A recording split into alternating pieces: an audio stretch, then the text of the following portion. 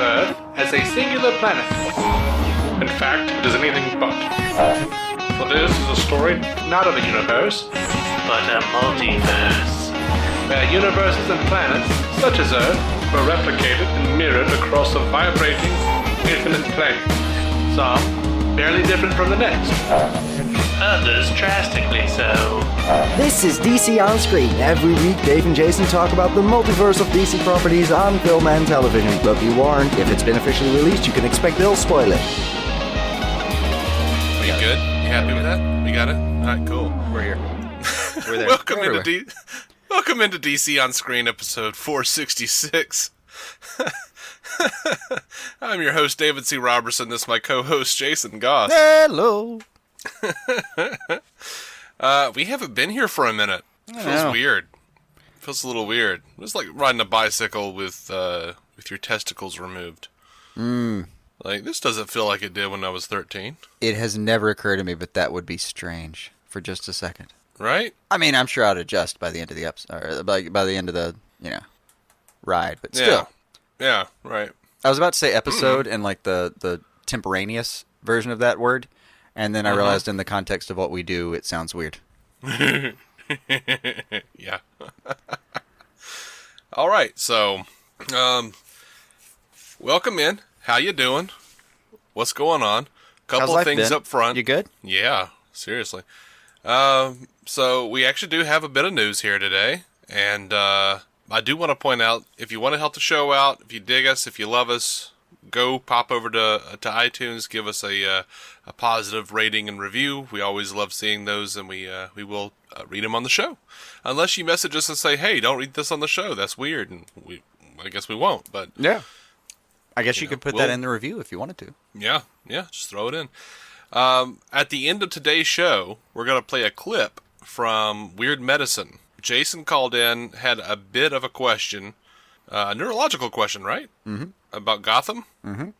And they answered his question, and we are friends with Dr. Steve over there. So he actually left us a pretty nice review. I'll get to that a little later. Mm-hmm. But I don't know. Let's dive into some of this news here. We've been away for quite a while. Hit me. All right, so Mario Francisco Robles over at the Revenge of the Fans website is reporting that, according to his sources, WB expected the Justice League Backlash. The pertinent paragraph here is, I remember speaking to an insider in the weeks following Justice League's release, and them saying they, quote, expected this. While they conceded the fallout was perhaps a bit worse than anticipated, they knew that this thing was going to be a bump in the road. The studio just didn't want to spend another dime on the film, considering all the effort that had gone into it already. They wanted to simply get it out there, get it over with, and move on to the next phase of DCU films, which would act as a distinct course correction. That tracks, as far as I'm concerned. But it also tracks with, like, a thing someone would say a few weeks later. Yeah. Well, Mark Hughes was over, of Forbes, was over on Holy Batcast this week, and pretty much said the same things. Like, his insiders were like, hey, yeah, they, and this was, they knew that they were screwing up. Like, and they just, like, refused to course correct. I mean, they were course correcting. That's all they do. Actually, that's pretty good. Like, he talks about the Brian Michael Bendis joining DC for a while, but if you get past that, he talks a lot about how he feels like all they do is react. And we've talked about that ourselves a lot of the shows. They never actually stick with the plan. So reactionary that it's that, if anything will kill the DCU, it's that. Yeah, and I feel like that's what they did. They were just, they got a bucket full of water. They're like, oh, that looks pretty good. We could use a little something. Before they knew it, there is just like a muddy, mucked up mess of crap with sticks and feces floating in it. They're like, oh, that's not going to do anything. Yeah. Well, and a lot of movies face the problem where it's like just the too many chefs in the kitchen problem. Mm-hmm. Yeah. I always feel bad for the poor people who were like the last or like in a lot of cases, especially if you're a writer, like. Because the WGA guidelines, if you wrote it and not enough of it got substantially changed, like, you can write a good thing and then they just, like, they just absolutely screw it up behind you. But because a lot of the plot points are still yours, you get like written by on a thing that you would never have done. So, all we can do is conject about this, but Hans Zimmer is coming out of retirement from scoring superhero movies to score X-Men Dark Phoenix, which means he's been retired ostensibly for a year. He basically just skipped Justice League, and now he's back doing X-Men. There's a term for that. Not wanting to deal with Justice League and WB's bullshit? No, it's I've heard it in different contexts called pulling a Celine Dion and pulling a George Strait. Okay. I think he just didn't want to deal with Justice League. It's possible. It is entirely possible. But sadly, I'm not even mad about that. I'm not resentful. I liked the Justice League soundtrack. It was fine. But yeah, if anything, I'm just like, yeah, Hans Zimmer would be great on Dark Phoenix. Let's do this.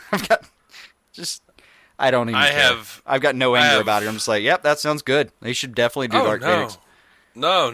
I'm not mad that he's doing Dark Phoenix. I'm confused that Dark Phoenix is still a thing. But whatever. That's gonna happen. Yeah, they are gonna make that one happen. Yeah, whatever. I don't care. To me, Logan was the end of the X-Men movies. I'm done. I'll watch it. But they've got a whole plan. I'll watch it, but I'm whatever.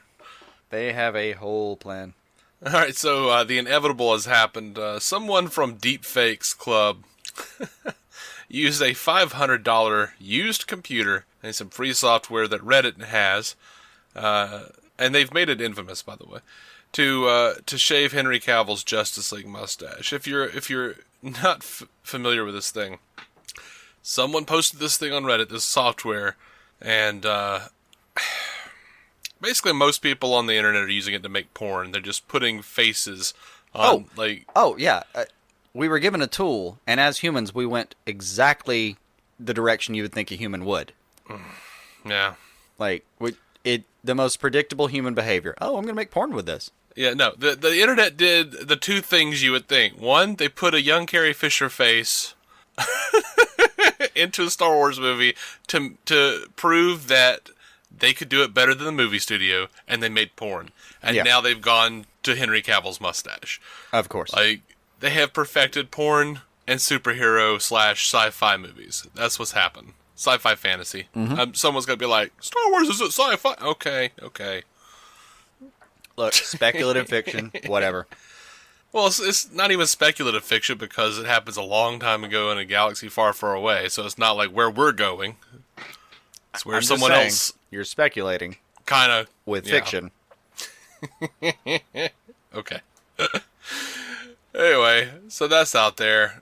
I don't think it looks much better, honestly. I agree. It does look a little better, but I think if I went to see that in the theater, I'd still be like, this looks fucked up. But it's not like they just changed it.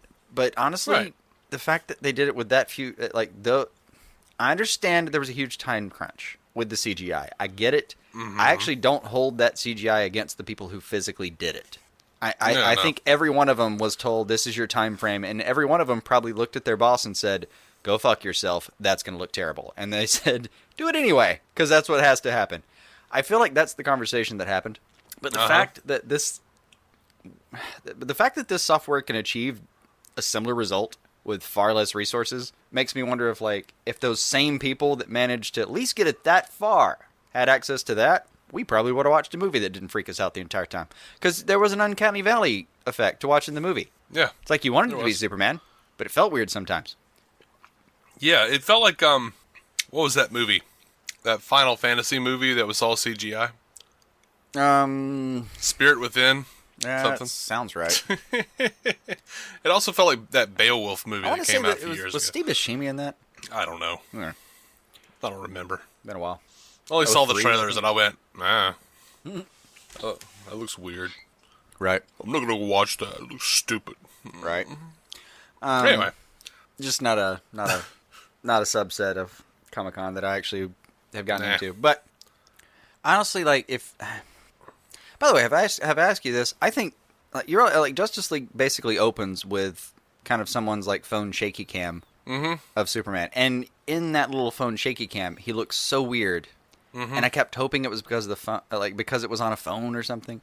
It's a neat scene because like I like his interaction with the public, but I just so deeply wish they hadn't started the whole thing with me worrying about that effect. Mm-hmm. With me literally saying, why does Henry Cavill's face look weird? Yeah. It was rough. That part was rough. I would watch the Snyder cut. I just want to cut of the movie. The same movie would, but just, you know. I mean, I'll be honest, man. I have slowly soured on Justice League. Like, the more I think about it, the more I'm like, oh, man. Yeah, but you do that with everything. I mostly do that with everything. I almost unfailingly do that with everything. Like, every movie I've ever watched with you is like, this is pretty good. And then there's this, that's the top of the curve. And then if you just graph it, it's like, it's going to go down at least 20% by the time you finish just running it in your head over and over again. Yeah, that's right. I'm not ashamed of that. Very few movies actually hold up after a time, and I think everybody does that to some degree. Like, I don't think everyone does that. Like, a lot of people. Well, no. Here's what most people do. Most people see a movie, they go, "Oh, that was great," and then they remember it better and better and better as they get older, and then they go and watch it again and go, "Oh, that was utter shit." Yes. Here's the letdown. That's what a lot of people do. What you do every now and then is like you'll there's like bumps. You'll watch it. You'll think, that's pretty good. And then, honestly, within 24 hours, it's dropped a letter grade. That's right. It's like how when you drive a new car off the lot, it depreciates by like 50%. Yeah. By the time you can't smell the glue, you just don't care anymore. So, like, you do this thing, though, where, like, you watch it, you enjoy it, and you've got maybe, like, 12 hours of really enjoying yourself before the thoughts start creeping in. And then the curve happens. And, like, there's a really quick curve where it goes a whole letter grade down. And then there's a real slow curve that takes several months for it to get... Like, if it was an A, within 24 to 48 hours, it's a B. And then over the next 3 months, it goes from B to C, and then it generally levels out. Uh-huh. I've been graphing this for a while. I have collected a lot of data on this. It's hilarious. I kind of wish the starkest one I've ever seen was we watched Star Trek Into Darkness. And like during the film, you were like, oh, "Fantastic!" You were literally muttering that to yourself, like while we were watching it. And I forget we went and got some food afterward. Yeah. And it had been about 2 hours after the film, and you were like, I don't know. That's just, like, come on, man. Just give yourself the day. Like, just enjoy the one day, and then you can go scrutinize the crap out of it. I remember you saying that. Well, we were walking, because we lived together at the time. We were walking, we got back in the house, and I was talking. I was like, I don't know about this, man. I mean, because blah, blah, blah. And I was like, I mean, con, and you're like, damn it, Dave. Give yourself the day. I remember you saying that, too. just at least go to bed happy.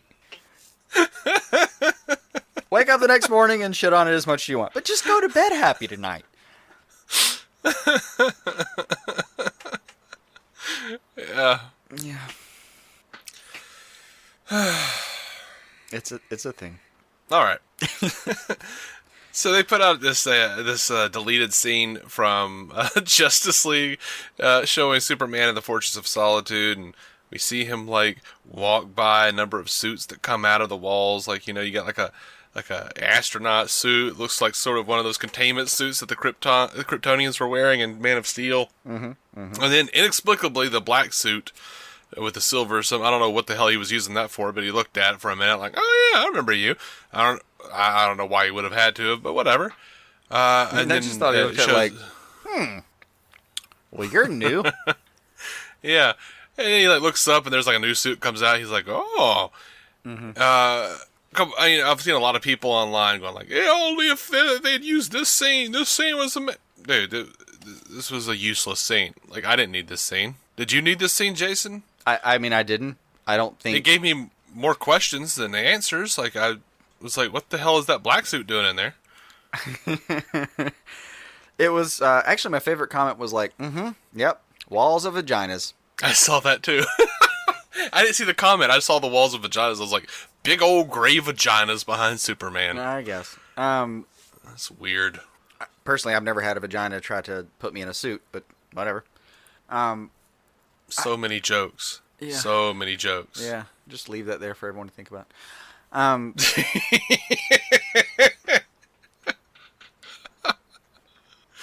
Just like leave that there, just like a $20 bill in the street, and just walk away.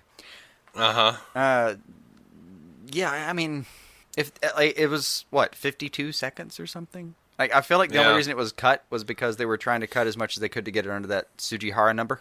I mean, if it had stayed, who would have cared? The only thing was, like, why was he in the fortress?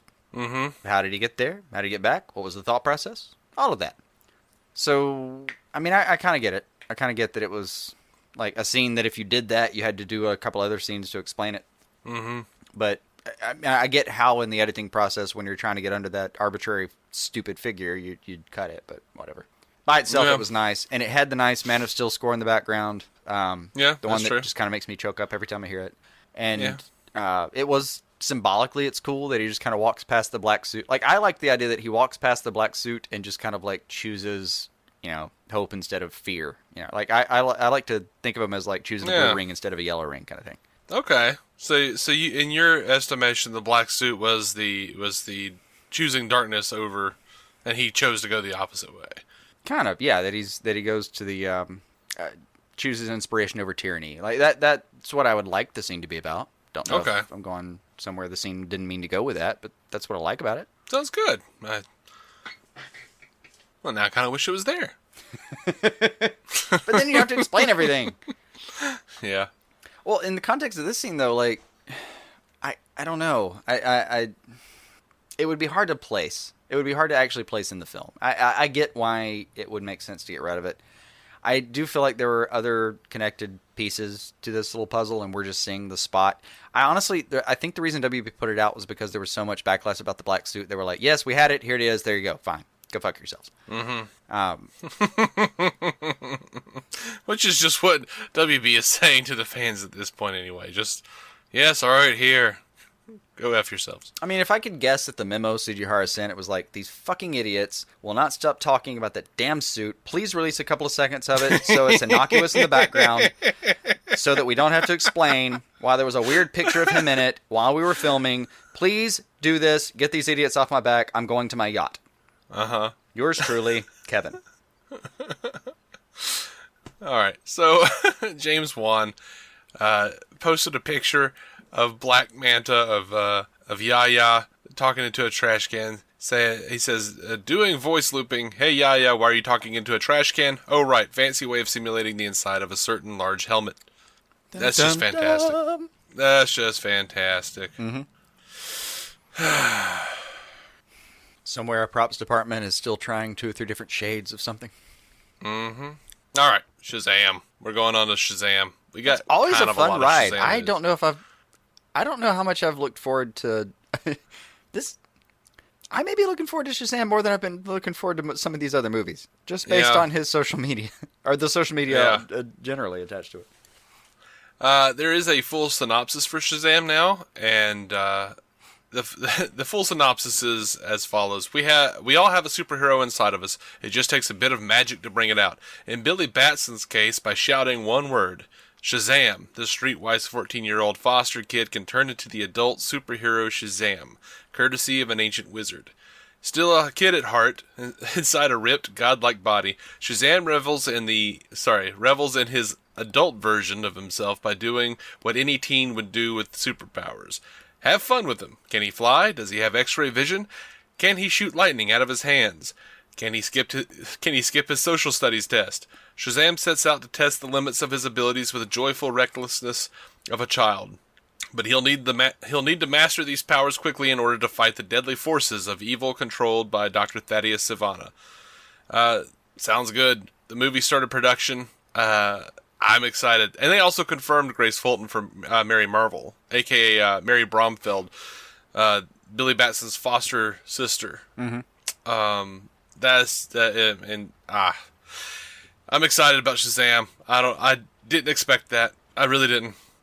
That was one of the ones where I kind of balked at it, like, ooh, I don't know if a lot of people care about this one. You're gonna have to sell that, and I'm super excited about the run up to it, at least. Yeah, and actor Lotta Losten posted on social media that she's joined Shazam. She has been in Annabelle Creation and Lights Out, and they were both directed by Sandberg. Mm-hmm. And she says, yes, I have a role in Shazam. I can finally say that. No, I can't say anything else yet, but here I am with the director on set. He's a great guy. I know him. I love him. We're married. I'm bragging. Which is cute. Mm-hmm. Now, someone on Twitter asked if the Wizard was just going to be called the Wizard in the movie, and David Sandberg clarified that the Wizard's name would be Shazam, as it was in the comics. Sure. In the old comics. Mm-hmm.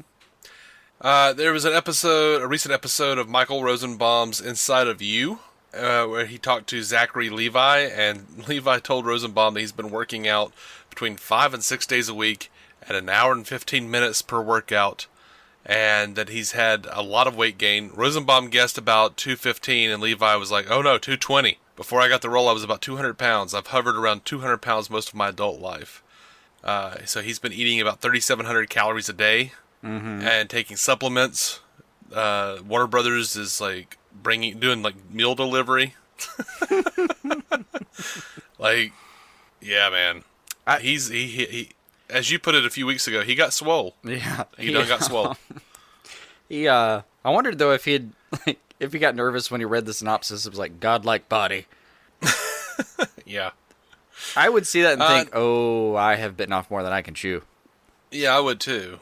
But I don't have a multi-billion-dollar industry, shoving food supplements down my mouth. Though, right? Who knows? Yeah, but when he's like 60 years old, he can go back and look at Shazam and go, "Damn, look at me." Mm-hmm. And then he's gonna be like, "Oh, you want to see how hard I had to work? Let's watch an episode of Chuck." And they did like a tease where where he was talking about how he had the costume, but it was like a jacket on over it. I saw that. And Henry Cavill was like, "Oh man, your costume looks warmer." Yeah. And he's like, "Yeah, mine's magic." Yeah. But yeah, speaking of Cavill though, Revenge of the Fans is reporting that Henry Cavill's Superman will be showing up in Shazam, and that's been floating around. We haven't talked about it at all. No, but it's been even hinted at heavily. Yeah, even the director has literally released fake script pages just to kind of troll the idea of it. Mm-hmm. I mean, he's had action figures interacting. Yeah, yeah. In front of the wall of Diet Coke or whatever it was.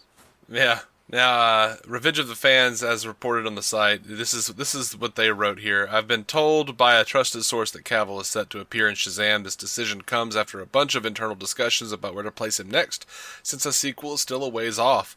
Dwayne Johnson is adamant about having Cavill appear in his Black Adam film, but for the time being, that film, I'm told, is far from getting off the ground because of Johnson's hectic schedule. That all sounds like it's probably true. I hope Henry Cavill shows up in Shazam because he would be kind of perfect as the role model for Billy Batson. Sure. Personally, that's my thought. And I just want to see him again. I like Shazam. I like Henry Cavill Superman. I do. Mm-hmm. I mean, especially after Justice League. Yeah. Yeah. I mean, he got to that symbol of hope that he talked about. Yeah. A few movies ago. It's now I just want to see him everywhere. All right, so weirdly over to Lobo. Warner Brothers, yeah. Warner Brothers is in talk with none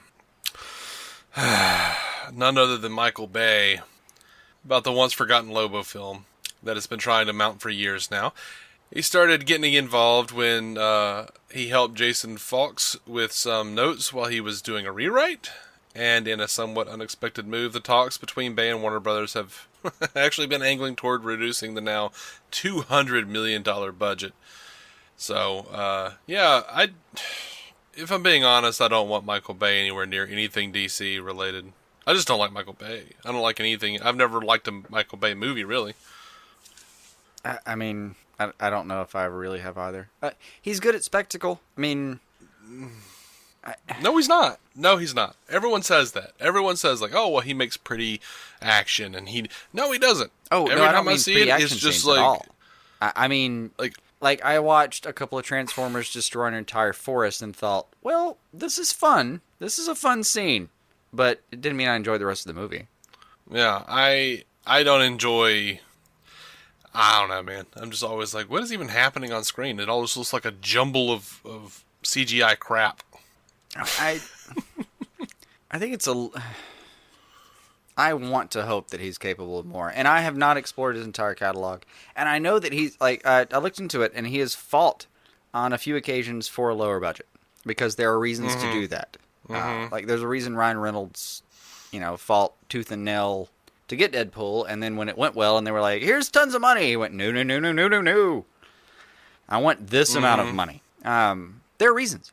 And it actually comforts me a little bit that Michael Bay looked at it and was like, no, this is the budget you should use for this movie. For better or worse, this is a guy who has directed a lot of movies. So I kind of appreciate that he seems to be using some discretion before doing it. Well, that's nice, yeah. But yes, I do have like a deep-seated, suspicious. I can't get excited about it. I just can't. Yeah. It's gonna be one of those things where I cringe and then I go watch the movie and then hopefully I feel better afterwards. Mm-hmm. But even like as the credits start, like in the theater when the lights lower and it's clear that the actual movie's about to start, I will get nervous. I will actually get nervous. I've gotten nervous before every DC movie. Like, oh God, here we go. I know what Rotten Tomatoes already said. I don't know if I have. I don't think I could remember it accurately if I have actually had like butterflies in the stomach nervousness. But I would predict butterflies in the stomach for Lobo via Michael Bay. I'd predict it. Yeah. Now over on Twitter, I asked our listeners or our followers if you had your choice of director for a Lobo film, who would you choose? Personally, my first thought was Luc Besson. I never know. Fifth Element. Never know directors. You're going to have to tell me. Oh, yeah. That's nice. Fifth Element, Lucy. The film Chris Tucker survived. Valerian. I didn't see that. Yeah. He said a whole bunch of stuff. That was my first thought for Lobo. But we had a bunch of people reply. J. Scott St. Clair said, probably out of left field, but why not take the chance on the Wachowskis? I enjoyed V for Vendetta and Speed Racer. Well, I liked The Matrix. The first one. Yeah. The Matrix. 2 and 3? But yeah. Problems? I did think of the Wachowskis, but I felt like they were I don't know. I feel like they're onto serialized storytelling, and I don't know. I haven't really seen much more from them that's been like in any way widely regarded. So I just kind of went, I don't know. Yeah. Fuzzy Jeff, Jeff Myers, the producer on the old radio show I used to do with those guys. Entertainment Roundtable. Yeah. Jeff Myers says, Sam Raimi, dog. Sam the Man Raimi. Imagine Ash turned up to 11 and able to back it all up. That's not bad. It's not bad. It is like, and as I said, it does seem to be an inspired choice. If he did what was just described, that would work. Again, I don't want Lobo eschewing his trademark levity for Waterworks. You know what I mean? Like, I had 3 movies of Spider-Man crying. You don't want like a Lobo dance number somewhere in there? No, I don't. Josh McKay, Red Arrow X3, says, how about James Gunn? He has done space movies pretty well and brought good humor to it. Absolutely, man. I think he's busy, though. He is busy. Not a bad call, though. Not a bad call at all. Not a bad call. Jack, the Gooseman 90, might get heat for this, but I say Ridley Scott. I don't think the reaction would be as negative like with Bay. I don't think he's the kind of person who would respect the source material. He wouldn't let you finish the sentence if you pitched it to him. He'd hang up halfway through. He doesn't even respect his own source material. No. Like, Ridley, remember these alien movies? Yeah, but that's not the story I want to tell. I want to change this and this. Why? And we'll do 14 more. Yeah. And my was favorite... 8, but yeah. Yeah. My favorite response was from Nerdy-tastic. No one, because I don't want that movie. I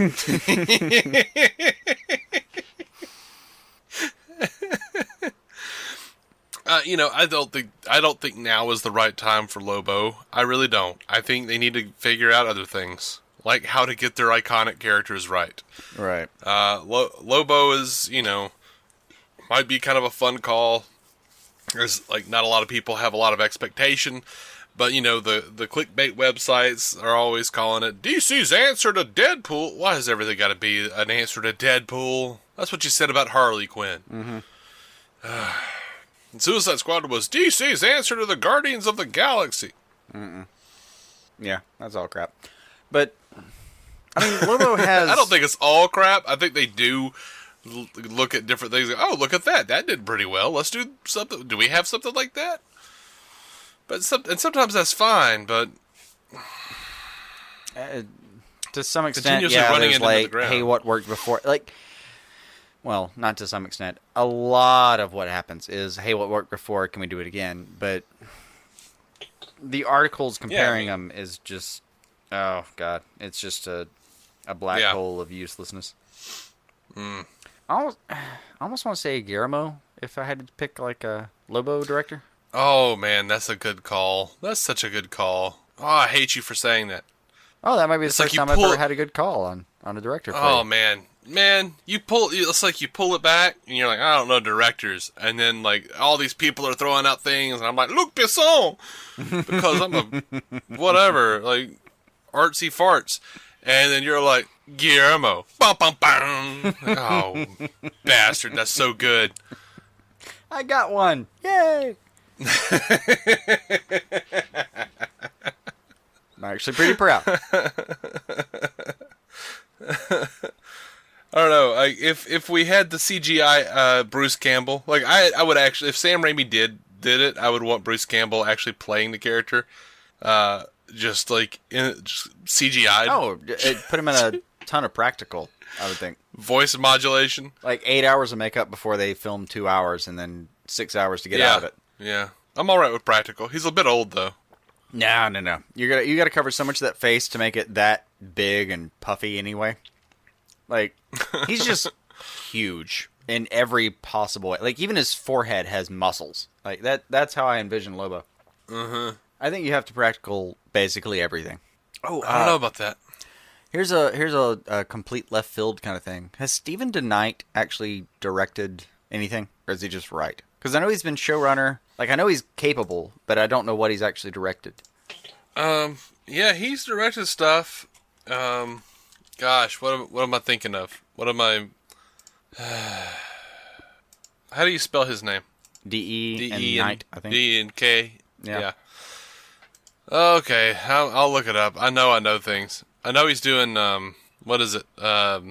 Pacific Rim, the new Pacific Rim movie. Speaking of Guillermo. So they run in the same circles anyway.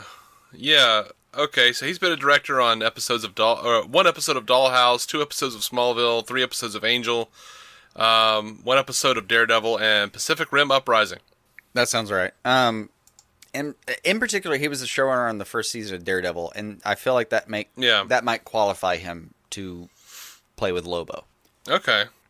I mean, I wasn't going to mention it, but someone asked him if he would do, if the script was good, if he would do direct Man of Steel 2, and he responded with Up, Up, and Away. Oh, hell yeah, he'd do it. Yeah, he would. Oh, yeah, he would. Who wouldn't? Who wouldn't try their hand at Superman? The man in the red cape comes knocking. You answer. Oh, dude. You answer the call. It's one of those things where, I would feel deeply unqualified. But if for some reason someone sent me the wrong email and I showed up the next day and managed to fake my identity, I would totally try until they threw me off the lot.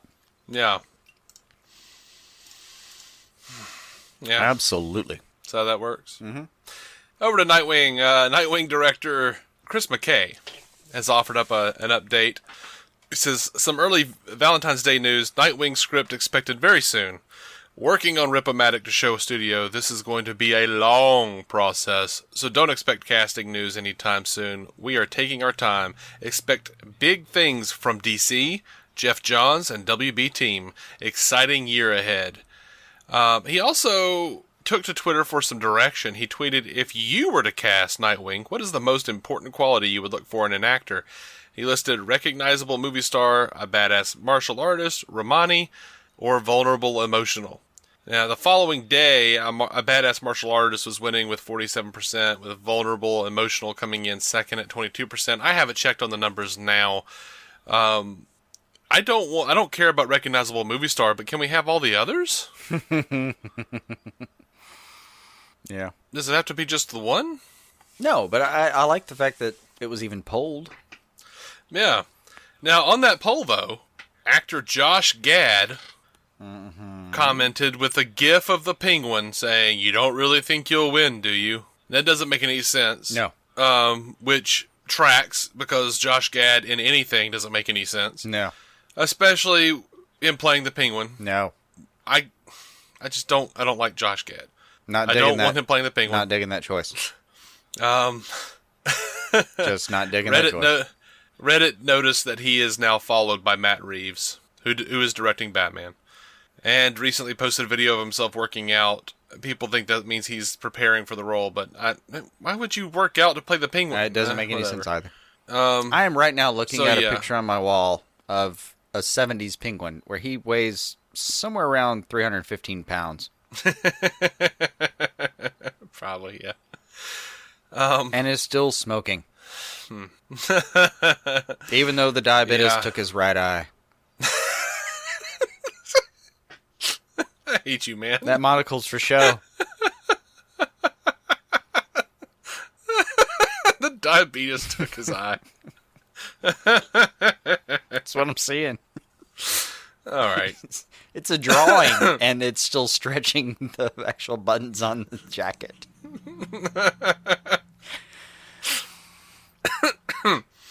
You don't get cancer if you extend the cigarette 6 inches from your face. You know that, right? Yeah, Yeah. I've heard that. You just have to have the thing, whatever that thing is. Right. So the filter, yeah. Cigarette holder thing. Cigarette holder extension thingy. Yeah. Anyway. It probably did keep your teeth whiter, if I'm being honest. But anyway. Yeah, maybe. I don't know how to say this name. Magnus Ligback, who was the trainer that worked with Alicia Vikander on Tomb Raider, is being brought on to train Gal Gadot on Wonder Woman 2.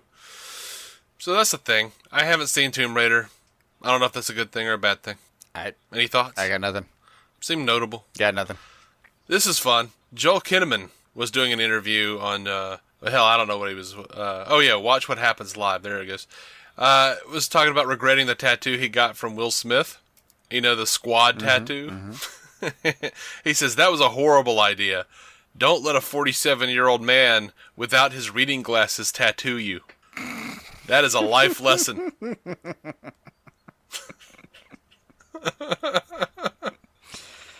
He says, Will has so many talents. Will has so many talents. Tattooing is not one of them. It was like watching a drunk baby fly a helicopter. Oh, God. Oh. Okay. Now I want to see a close-up of that now. Yeah. So Kinnaman was also over on Yahoo UK and was talking about Suicide Squad 2 taking a more grounded approach. He says, it was a great setup, great characters. I think when we do the second one, I wouldn't be surprised if we saw a more grounded version of the film. The characters are so extreme, it could be more effective if we saw less sorcery. I think the characters become more extreme if you see them in conjunction with real people. I absolutely agree, Joel. No, completely. Absolutely. Oh, I mean, fingers crossed. Just an actor talking, but I hope he's right. Yeah, I mean, I don't know how far along they are in Suicide Squad 2. I keep seeing like stuff where they're like, "Oh yeah, it was about to happen." Like, oh, okay, you sure? Yeah. I mean, oh, all right. My best guess is they're still talking to people about the script. I think that's where they are now. Is like still sending it out to people and hey, can you do a rewrite where this is more prominent and stuff like that. Yeah. Now, as for non-DCEU movies, there's a little bit of news, a little bit of rumor, I guess, as far as the new DC banner. The Todd Phillips Joker film is rumored to have Joaquin Phoenix in talks to play the Joker. Apparently Todd is on board with that. Joaquin Phoenix is on board, and they're just looking for a green light from WB. I beg of the WB, don't do it. Don't make things more convoluted. Now, I mean, you guys will remember, longtime listeners of the show will note that I was kind of on board with the new banner because it, introduce the multiverse and do Crisis. You know what? After Justice League and them shaking stuff up, like, I like Justice League for the most part, but they don't know what they're doing over there. No, it's clear that it's too reactionary. This isn't like a concerted move that they've got a plan for. This is like they have pulling to a figure noodle out out their of the stuff pot first. and throwing it at the wall and seeing if it sticks, man. That's all they're doing now. It's really frustrating to watch and to care about. Like, it's just it's soul breaking some days. That's a good way to put it. Like, Joaquin Phoenix, I got nothing against him. Like, if you're gonna do this, I mean, you can go a lot of ways with it. But if you told me, hey, we're gonna make him the Joker, I don't know if I could argue with you. He's a good actor. No, when they were going, hey, Joaquin Phoenix is probably gonna be Lex Luthor, I was like, yes, make it go. Yeah, but he's a good actor. I don't. It's not about him. I just don't want the movie to exist. Yeah. Because we've gotten to a point now where it's God, it's so separated. We don't need to separate stuff that's coming out of the same company. Mm-hmm. Of course, I'll watch it. Yeah, sure. I mean, I can separate stuff. I have no problem separating. Yeah, stuff. I can compartmentalize, but like, it doesn't mean that you don't. I mean, we all kind of want it to be connected, and it's gonna be another one of those just bullshit things that becomes a Marvel vs. DC thing, where it's like, oh, you can't even keep your movies connected, and then the DC fans are gonna be like, oh, you call it an MCU, but all of the stuff on TV and streaming means nothing. Like, I can feel the articles coming. I can feel them creeping up my skin. Like little clickbait spiders. Yep. You don't even have to stick your ear to the ground to hear these buffalo coming. No. Yeah. So on several levels, I just kind of wish this isn't a thing.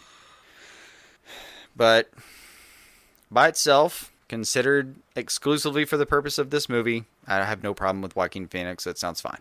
Yeah. I'm interested to see what he's going to do with it if he does it. Yeah. He's an interesting actor. Yeah, I think he'd have a neat take. But you might get the Jared Leto effect, where at the same time I thought he's an interesting actor. I think you're going to get a neat take. And yeah. Like, half the world went crazy for it, and the other half just went crazy. I mean, same with Jesse Eisenberg doing Luthor. Like, you take your chances. It may or may not land. See, I think there is a way to do take much less chances. When you were talking about, like, big iconic characters, stick with what people know. Like, look at the culmination of all of the different iterations and go, this one is the one that's closest to everyone else. Like, to all of these other versions. Yeah. Like, no, I mean, if you're just trying to stick to, like... Be artsy with the things nobody knows. That's a real thing. That is a real thing in this kind of venue. But yeah, like, if you just tried to pick the guy who maybe looked the part, played it the way you're expecting, like, let's take Luther for example. You should have just cast a 40-year-old Rosenbaum to do the thing. If that's what you're going for, like, it would have been confusing, obviously, because where does Smallville fit into this and all that. But he looked it, he did it, felt like Luthor. Yeah. I don't know how to improve upon it. You're going to need, like, for Luthor, you're going to need, like, 1997 Billy Zane. Like, go with, and I specified 1997 Billy Zane because, no, I don't think he can do it now. No. But he's gotten too old, his star has fallen. There's a guy, I don't know his name. don't know his name, but I think about him sometimes. In the Luthor role, it's I think he played Jesse. Was his name on Burn Notice? And Aaron Paul? No, that's Burn Notice. Sorry, I thought Breaking Bad. No, sorry. I was already thinking Bryan Cranston should have been Luthor. Sorry. Yeah, I just made a leap. I made a leap. Well, currently he's playing kind of the I think it was the FBI he was working with in The Gifted. Okay. Part of the team that, like, it's a pretty basic character. Like, he's been hurt by mutants in the past. He's villainized him in his head, and he's the guy who's in charge of stopping him, kind of thing. And The Gifted was, I don't know how far Matt Nix is in the creation of that series, or I think he directed the first episode, same as he did with Burn Notice, but it's clearly a guy that Matt Nix likes. Don't remember his name right now to save my life, but whatever. If anyone looks him up, he'd look great in a white suit, pretending to be Luthor. Yeah. Like, he'd be fantastic. You know who would be really great if we could ignore what he's done before? Mm-hmm. Tom Hardy. He would do well. Yeah. He would do well. But that would be a lot to ignore. I mean, he had that mask on in Dark Knight Rises. It's hard not to know. Still but bald. I feel like everyone knows exactly. Every time I don't like a Tom Hardy movie, he's bald. I just realized that. Yeah, I can see that. But he was yeah. Oh. He only seems like the villain of Star Trek Nemesis because everything was falling apart around him. But it was really because he was the best thing in that movie and everything else was shit. Fair enough. I did find his name. Kobe Bell. Oh, okay. Mm-hmm. Cool, man. I don't know him. I don't know that cat. I don't think you would. Burn Notice, Gifted. I don't think I've seen you watch anything where you should know. He did voice some Archer characters. Conway Stern, if you remember him. I think the guy who has his arm ripped off, or his hand ripped off. Yeah, okay. That was him. Cool. I have to look that up. Yeah, I just looked at his IMDb, and he's listed as young man in Reptile Boy. Oh. The Buffy the Vampire Slayer episode. All right. Anyway. All right, so over to some feedback. We're going to have to blow through some of this now. We got Dr. Steve over at From Weird Medicine reviewed us on Facebook. Gave us 5 stars. Says there are only 2 podcasts in this world that I listen to every week, and this is one of them. I look forward to hearing the boys wax eloquent on all topics DC. I use the knowledge I glean from this show to sound smart with my friends. Thanks, fellers. Thank you, Steve. Incredibly flattering. I feel like he's setting us up for a punchline. I do too. I'm just I mean, your words are too sweet, Steve. You know what? Sweet, sweet words that turn into bitter orange wax in my ears. That's it. Futurama. Josh McKay, Red Arrow X3 on Twitter says, you guys made my day a whole lot better. I was catching up with your episode today, so thank you for being cool, guys, and putting a smile on my face. You are welcome, sir. He's fun to talk to on Twitter. He is. Salt of the earth. Mm-hmm. Anthony, Brooklyn Batman, says, been a while since I asked you guys a question. What's your thoughts on this new show, Metropolis? When do you think we'll get an Aquaman trailer? I'm thinking maybe in March with Ready Player One. I think we might get one in March, and you will hear what our thoughts on Metropolis are in the next segment. Spoilers. Spoilers, we do TV as well. Yeah. All right, Ryan Hulsman over on Twitter. Oh, by the way, says, Ready Player One is a good guess. Sorry. Yes, it is. Ryan D. Hulsman on Twitter says, listening to the DC On Screen episode, Queen Lights? Now I'll never be able to think of them as anything else. The rest will now be known as Alan Lights and Thawne Lights. I like the expansion, and I do too. Yeah, that's a win for Bethany. Mm-hmm. It is. What's weird is, like, whenever I see those, when I really think about the red lights and the yellow lights, I always think of the lanterns. I'm like, Atrocitus! You know? But, Brentak Prime.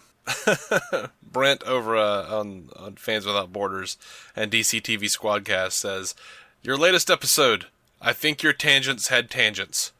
I believe so. There Don't were they always? branches and sub-branches. Yeah.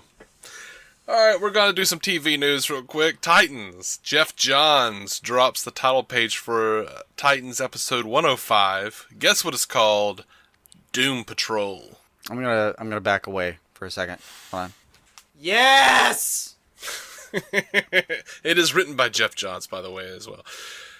Now, we do have some Titans casting calls from that hashtag show.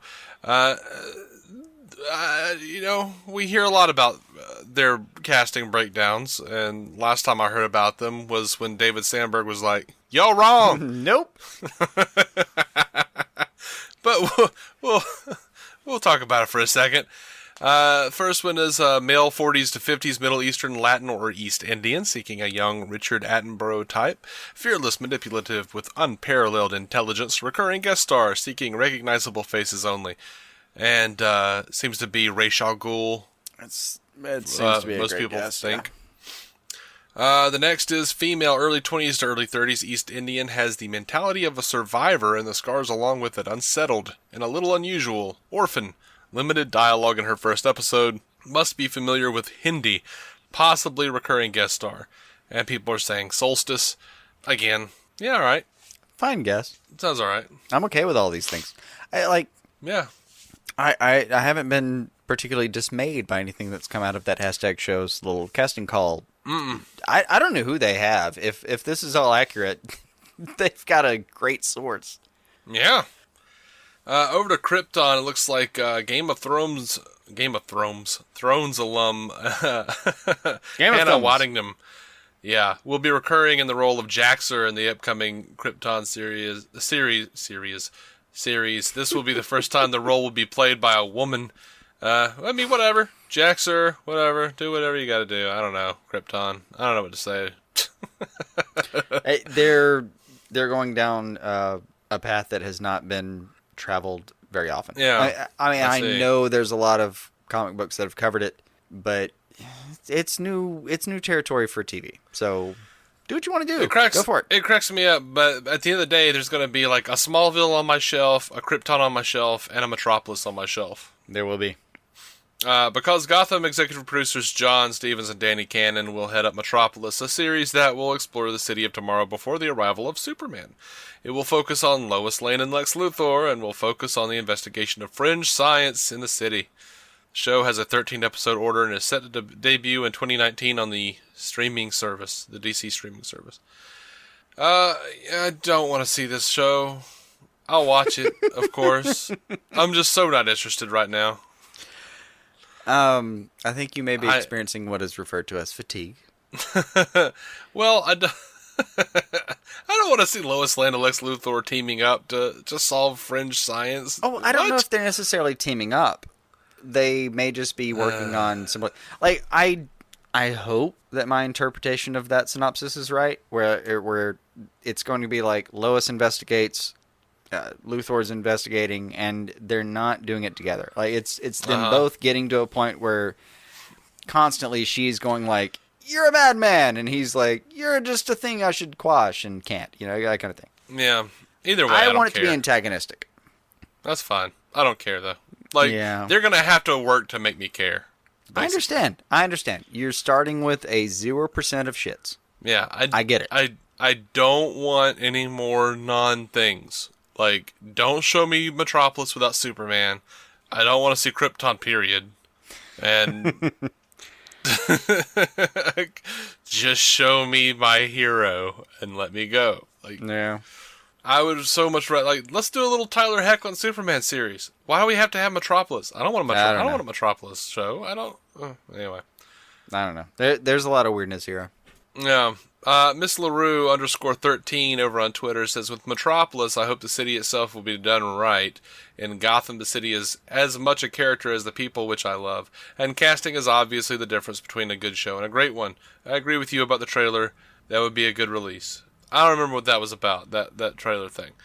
But, I mean, it's a good point, though. Like, Gotham does actually portray Gotham as a character. I like that. Yeah. I hope Metropolis does that as well. Like, this should be the city of tomorrow. Like, I should feel like I'm at the World's Fair when I walk to work in the morning. Yeah. All right, so the Harley Quinn animated series, which I'm actually now officially excited about. That's on the DC. DC's going to get your $2.99 a month one way or the other. Oh, it will. I guess I can't remember. I don't know if it was that hashtag show or what, but there were character descriptions that were released in conjunction with this show, and here they are. The Joker, 40, equal parts homicidal and charismatic. He's been Harley's longtime awful boyfriend, but when Harley breaks up with him, she vows to take his cherished #1 spot on the most wanted list.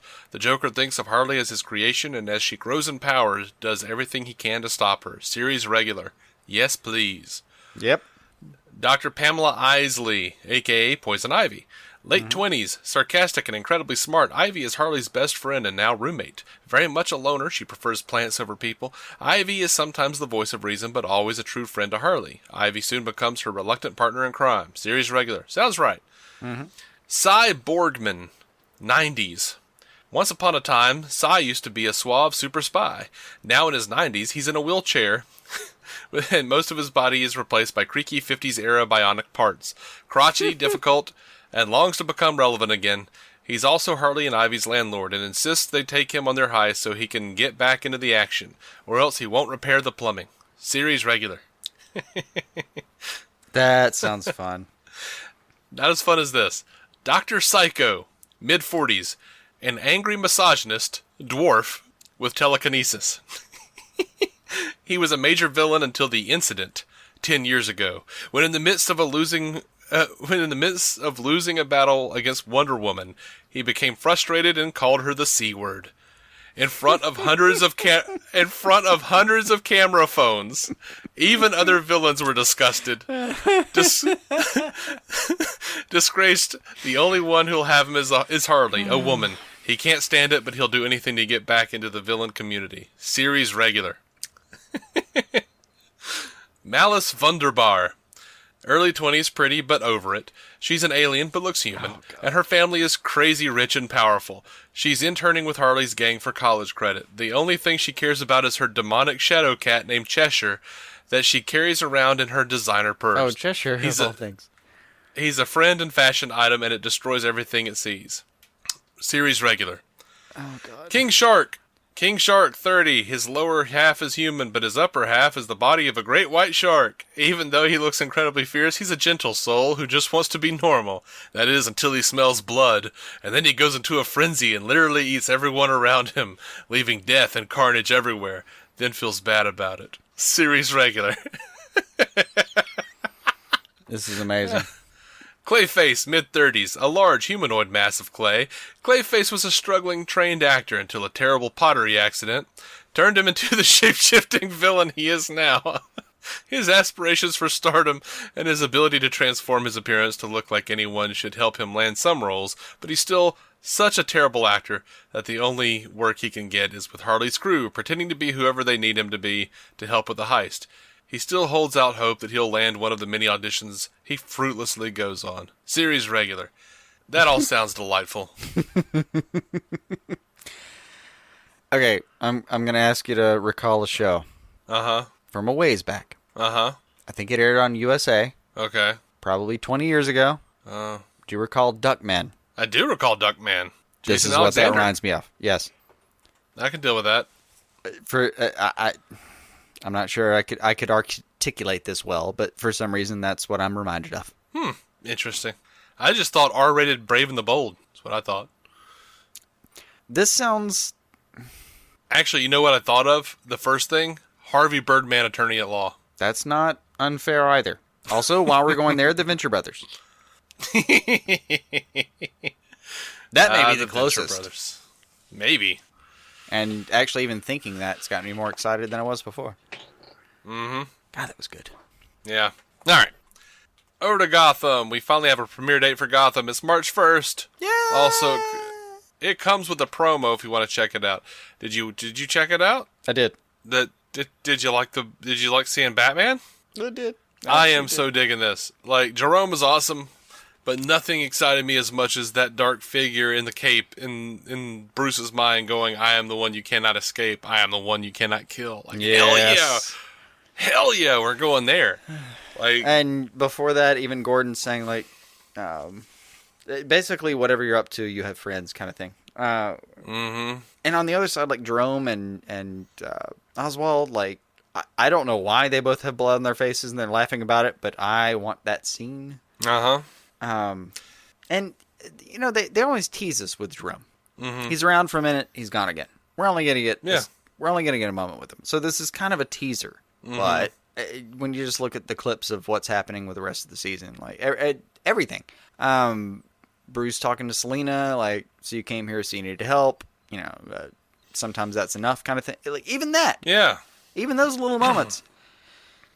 I watched the whole sneak peek. Well, I skipped past the part where it was like, here's what's happened, because I knew that. But I finished the clip and thought, damn it, that's going to be good. I think we're going to enjoy what's happening with Gotham. I have really high hopes for it. Yeah, even Ivy was cool. Like, I liked the new Ivy. They had a great explanation for why she's changing again. I was really hoping they had something under their sleeve, and they feel so strongly about it, and they're going to, like, apparently lean into the character that they bothered using, probably 20% of the forward-thinking part of that trailer for just her. You know, seed, sprout, bloomed, all that. I do miss Maggie, though. Yeah, that was a good kid. Miss Claire, too. According to David Mazouz, he says, Jerome is not the Joker, that's all I'll say. He's definitely the inspiration for the Joker, and the way that the Joker comes into the show, for me, is one of those brilliant things Gotham has ever done. All right. Here's hoping. All right. I do love how much he loves the show he's on. Absolutely. In case you were wondering, Supergirl returns April 16th. So there's that. Yeah. After the entirety of Legends. Yep. For what I'm still calling the strangest viewing I will ever be a part of. Well, you know, Mark Pedowitz, the CW president, announced that the CW would only air 4 superhero-related shows in any given week at any given time. We'll see how that holds up when you start doing crossovers with Black Lightning. Yeah, I get it. Asshole. I get what he's going for, but we'll see. Yeah.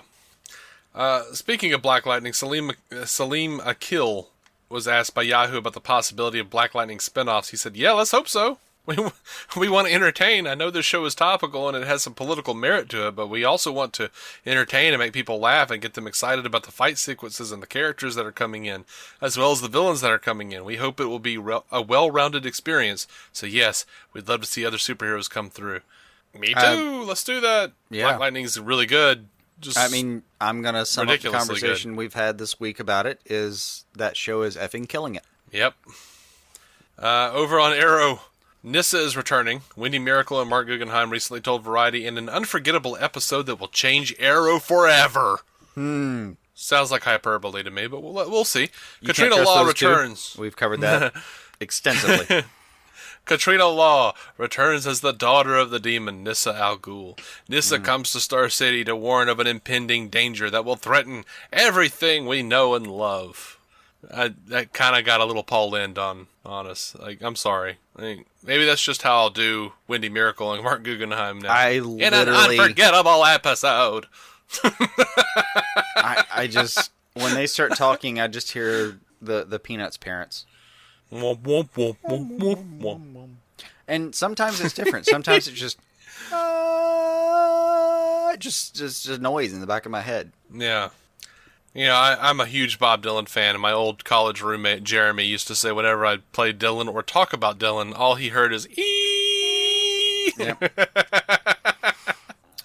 But, I'm in a similar place. The people in college that showed me the Beatles once got angry at me and said, "You have almost ruined the Beatles," because I was just playing them so much. Yeah. Sorry. That happens. And suddenly knew everything. Like, did you know? Like, I was just a trivia machine. Yeah. Matthew Salvatore Salvatore_Chief on Twitter says, "Is it just me, or is Wild Dog super annoying? I was a huge fan of his character up until his betrayal of Oliver. Now it seems every line he has is a jab at Oliver." I am not caught up by any stretch, but up to the point I was, yes. I am like 3 or 4 episodes behind on Arrow, and I've got to catch up. I've watched Divided We Fall, which is 2 episodes, I think. I think that's the name of those. Anyway, I think I'm only like a week behind on Arrow right now. Mm-hmm. But no, well, it aired Thursday, so I'm 2 weeks behind. But in the formation of New Team Arrow, it's not just Wild Dog. It's just like a whole sentiment, new team has. Mm-hmm. I gotta get caught up. We got a bunch of feedback from Sherman Smith about all the different shows, and I haven't even read it because I'm like, I don't know. I haven't read it. I haven't watched. I'm really bummed. I've kept up with Black Lightning and Supergirl. Those are the 2 I've kept up with, and the others less. I always feel bad because like sometimes I respond to Sherman and I'm like 2 weeks after or more. We're sorry, Sherm. We are sorry. Kyra Zagorski has been cast in Arrow as a League of Assassins member, bearing she's going to be playing Athena, a former member of the League of Assassins. Bearing a scar across her face is an example of her fearlessness and determination. Athena aims to maintain the legacy of Malcolm Merlin, her fallen commander, and thus sees anyone who was once associated with him as a potential threat. That sounds boring. That's what I thought too, man. This is why we're friends. Sorry. I seriously, as I was copying and pasting that, I went, I want to cut my dick off just to feel something. Like, I didn't even say it to anyone. It's one of those moments where, like, I'm glad we were late on it, and I feel like we both need therapy.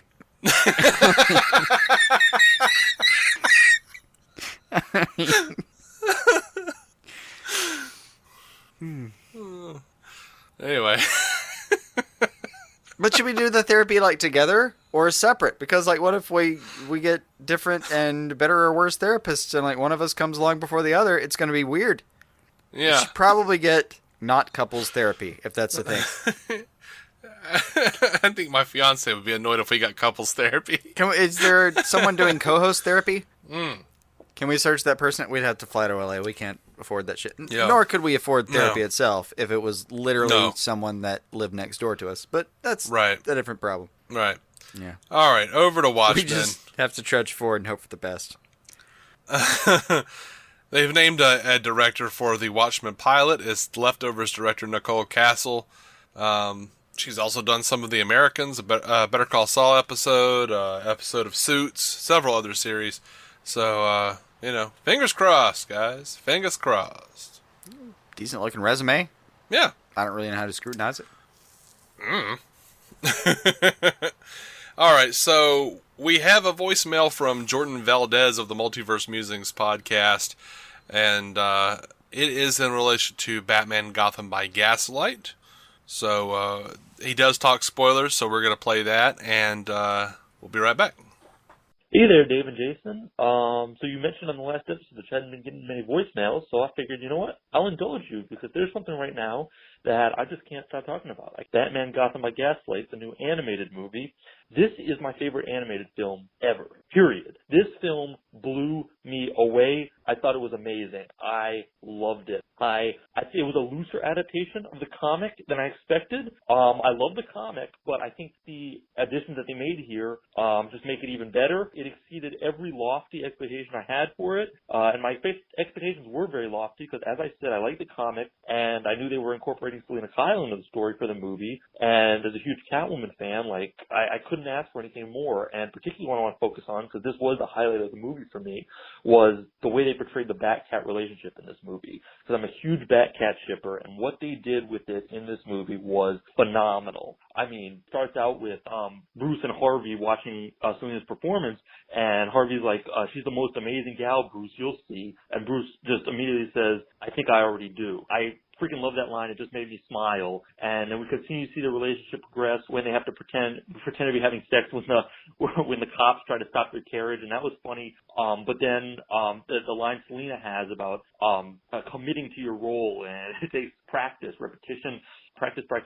I love that. And then it goes back later because Bruce later has to commit to a different role where he has to put on an accent in order to escape from Blackgate. And I love that because it's sort of called back to that later in the film of him having to practice and perform a role, basically. And then there were two moments between Bruce and Selena that really just brought tears to my eyes in this movie. And one was when they were at her apartment and they were looking out the window and they were telling each other about their origins and why they are the way they are. And I think it really just emphasized how well they understand each other better than anybody else does. And there was also a scene at the bar where Selena was like calling Bruce out on stuff, and it really just, this movie really emphasizes how well they understand each other. And I thought in that scene in particular, when Bruce is telling her about his parents, and she just holds his hand. And I freaking thought that was beautiful, and they looked in each other's eyes. I loved it. And then there's a scene at the end of the movie where Selena rescues Bruce. That touched on a theme from Tom King's Batman run that I loved, which is that Bruce and Selena always catch each other when they fall. And I think that's a really beautiful way to describe that aspect of their relationship. And I thought that was a really beautiful way to end the film. Sorry for going on so long. Keep up the great work, guys. Bye-bye. All right. You got anything for Jordan? I like his take. Very thorough. Very thorough. Which, full disclosure, he did send 2 voicemails, and I kind of edited them for time. Mm-hmm. But, yeah, dude. I think I'm a Batcat shipper myself, so. I get it. And I don't necessarily ship him in a vacuum, but in this movie, he's right. They did a great job. And, I think the thing you probably nailed is there are a lot of like tweaks to. I mean, the book is just kind of I would say mildly represented by the actual product in this movie. Uh-huh. But for the better, like it made a good movie. Whereas like with Killing Joke, they did the Killing Joke extremely well, except the parts where they added stuff. Yeah. And it got a little weird. Right. It got more than a little weird. It got a lot weird. I just want to take Bruce Timm and all of his people and go, can we keep Bruce's dick out of Barbara? Can we just do that? Yes. Please. At all points. This is the Can weirdest we keep thing that you all guys... of the animated genitalia off the screen. Unless it serves an actual purpose. For God's sake. I didn't see it on screen, but... all of the implied animated genitalia. Right. Or reproductive parts in general.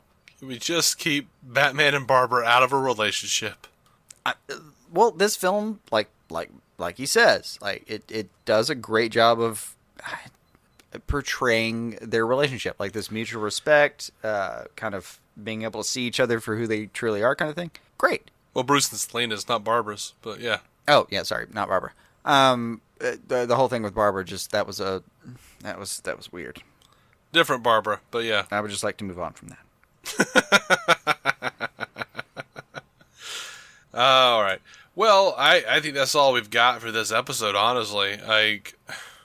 My notes are blank. You have something? If you stick around for the stinger, it's fitting to have it here, since Gotham finally has a premiere date, which I loved. I loved the fact that they included like "Thanks for waiting" or whatever it was. Yeah. In the sneak peek. That was good. If you've stuck around this long, and bless you. If you stick around a little longer, it's I have a question that is specifically Gotham related. Seemed fitting to finally get it in here. We've had trouble on a number of levels actually being able to include it. So yeah, I like that this is where it's finally going to be. Yeah, and I am sorry that we haven't done more episodes recently. We've been a little off. Like one thing, news has been slow. 2, I'm trying to get married and move a trifle to a different town. We'll forgive him. Yeah, so it's been a little tough to get down on a microphone. You know what I mean? Like get this out. Yeah. So yeah, it's like it'll probably still be kind of spotty. But yeah, we'll be around. Theoretically, going to average around 9 or 10 days. Yeah, for news in particular. For news in particular, yeah. For a couple months. Probably, yeah. And then we'll get back to, every Tuesday-ish. Yep. That is stretched. That was probably not professional, because I made a weird noise. Anyway. Your bones are right, and that's important. Right. No, they're not right. They hurt. If you'd like to... Hopefully better. I hope. Everyone could just hope that Dave's bones stay in the right place. At least long enough for him to, say get married. Yeah. Just, send me good vibes. Do like Ghostbusters 2, Send me those good vibes. I don't know, stand in the street, sing a Bobby Brown song, whatever the hell happened in that movie. Right. I don't remember. At the very least, if everyone could tweet inspirational memes, that'd be fantastic. That's right. Or you could just go over to iTunes and give us a good rating if you like our show. That'd be cool too. I understand that it's way easier to just harass us, so I get it. Mm-hmm. You can harass us on Twitter at DC On Screen. Mm-hmm. You can go over to Facebook. By the way, Facebook has changed their algorithm. I don't know if you know this. I don't know if you keep up with it. But they've changed their algorithm. So if you really want to know what we're doing on Facebook, when we do something on Facebook, which we've all but abandoned, it's gotten hard to keep up with it. Just go over to the Facebook page and go to your little notifications and tell it to see us first. Mm-hmm. And maybe the algorithm will let you see us. Yeah.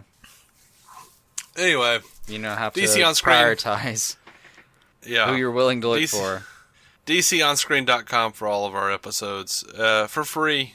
And we also have merch and all sorts of stuff up there. And playing us out on this episode, Matthew Carroll of the Marvel Cinematic Universe podcast has just released an album. He's worked really hard on it. He spent a lot of money putting it together. He's put a lot of passion into it. And I actually think it's a really good album. So this is Heart on Fire single that he's released. And you can go find him on Spotify and everything. There's a music video for this that my sister Brittany Robertson did some of the graphic design work for, and I think it's good stuff. So check him out, Matthew Carroll. The album is Left to Burn, and this song is Heart on Fire. Until next time, guys, keep some DC on your screen. It's been a long, long time since it's been this way, since I felt the flames. It seemed like I was all burned down, but that look you got is tempting me to kiss. Oh, it's tempting me to risk the scar tissue that protects my sanity. Please stay away, you'll catch my heart on fire. I can't stand the heat, but I know the dark. Please stay away, you'll catch my heart on fire. I've been here before, and I'm not sure there's anything left to burn. That man you're looking for, it just ain't me. I got faults you can't see. I don't wear my scars on my sleeve, but if I let you in to see everything, the horror I've been, would you even want me then? Please stay away, you'll catch my heart on fire. I can't stand the heat, but I know the dark. Please stay away, you'll catch my heart on fire. I've been here before, and I'm not sure there's anything left to burn.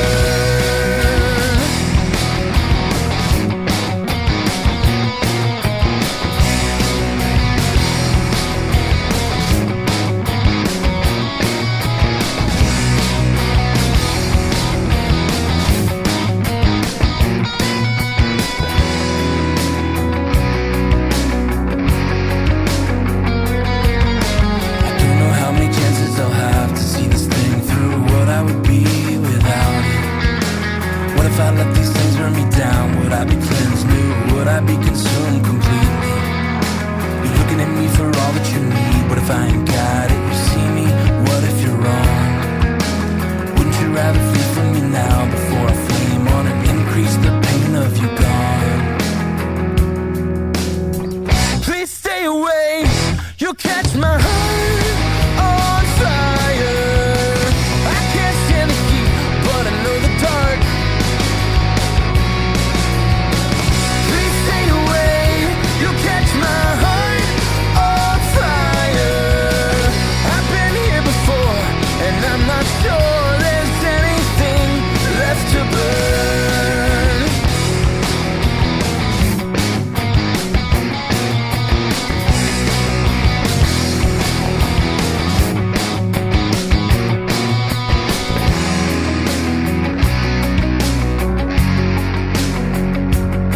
Hello, I have a neurology question for you. Ooh. So this is a common thing, but what brings it up is the recent Gotham mid-season finale. I won't give you the exact scene or the All right, spoiler. If you haven't seen the Gotham mid-season finale, You're not alone. you're Dr. Scott. details, but what I will ask is this. Is it possible in any capacity for someone to get hit in the head with, say, an iron pipe and actually gain their memory back? I won't tell you where that happens in case there are any viewers watching that haven't gotten around to it, but it is common. I know exactly what he's talking about. You just blew it for me. I've got it in my queue. I might as well not watch it now. I refer you also to King Tut in Batman 66, who seemed to almost experience dissociative fugue every time he got hit. So if you could just let me know. My heart says that there's probably no way this is real, but if there's some wild explanation for how this is plausible, I would love to know it. It would make all of my TV viewing and probably movie viewing in the future go much more smoothly. Thank you, guys. Totally plausible. Okay, man. Well, okay. Let me tell a story. Yeah. When I was a kid, I would ride my bicycle home from school. And when I was in the 7th grade, I came home, and we would go home for lunch. So I came home for lunch, and this one time, I decided I was going to, and I would carry my books on my side. And I would never have my hands on the handlebars. Mm-hmm. I would just, I rode a bike so much, I just didn't use the handlebars. I just used my weight to turn and stuff. Yeah. And so this one time, though, I'm coming into my into my driveway. I threw my books off to the side, onto the grass, right? That was a big mistake because what I didn't realize was I was balanced, and when I threw that away, equal and opposite reaction, I had a force in the other direction, threw me completely off balance, fell off my bike, hit my head. Ooh. When I got up, I couldn't remember what grade I was in. Mm-hmm. Okay, so I had a version of amnesia. I knew my name, and had enough insight to say, I know my name, I just don't know what grade I'm in. And so I brought my books in to look through, hoping that I had written, Stevie grade 7 in it or whatever. Yeah. And but I hadn't. And so I was freaked out. And my mom drove me to school that afternoon instead of getting me checked out. Right. She just drives me back to the school. Well, here you go, you little son of a bitch. Yeah. And as soon as I got there, all my memory came back. Okay. So your memory, I had a concussion, obviously, and your memory can go away and it can come back. And when it came back suddenly. It came back just like that, just all at once. Now, whether you could be, say, I don't know, Solomon Grundy and not remember who you previously were and then get hit over the head and then all of a sudden somehow it jars some gear back into place. No, I don't think so. But you were going to say that it is plausible. I think you can. So speak. Hell, I don't fucking know. Oh, he doesn't know. Hey, but I have seen in a couple different cases. You just wanted to make Jason feel better so that he could watch these shows because this is a trope. This is a very common trope. People get hit in the head and then they lose their memory and then they get hit in the head again and it comes back. And we would just do that all the time for people with amnesia. Right. Have you ever? Hey, Stand on Brutus is coming here. We're going to smack you in the head here. Our opening narration was from Dan Jurgens' The History of the DC Universe, Part 3 of 10, as featured in DC 52, Week 4. It was performed by me, David C. Robertson. Intro music by Jason Goss and Michael Shackelford. Michael's band, Future Elevators, could be found on Spotify or future-elevators.com. Our introduction was performed by Effie Oppelders of the fantastic podcast Stealing the Remote, which lives on SoundCloud. It can also be found on iTunes and Stitcher. We are proudly in partnership with TV Time, the TV show calendar and social media site that lets you keep track of what you're watching, what your friends are watching, and where you all left off. DC On Screen is a maladjusted production. Visit maladjusted.tv for more from me and Jason, including sketch comedy, an improvised web series, vlogs, parodies, and more. Are you